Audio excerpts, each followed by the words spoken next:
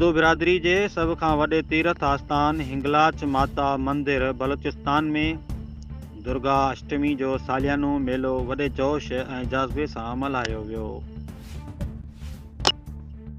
अॻवाननि सेठ वेरसीमल देवाणी, सेठ नेलालराम, सेठ पिशुमल, शंकरलाल माली, हरीश कुमार, अमर कोस्तानी ऐं ॿियनि ॿुधायो त नवरात्रा विर्त रखी दरगाह अष्टमी जी पूॼा पाठ करे हुन यज्ञ करे वाड़ी पोखी दर्शन कयो वियो।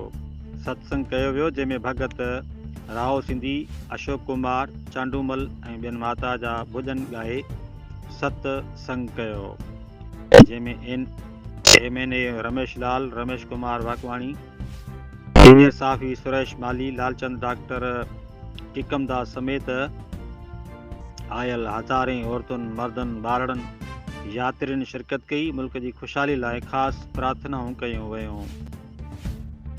जॾहिं भंडारी प्रसाद जल शेवा जा स्टॉल लॻाए यात्रियुनि जी शेवा कई।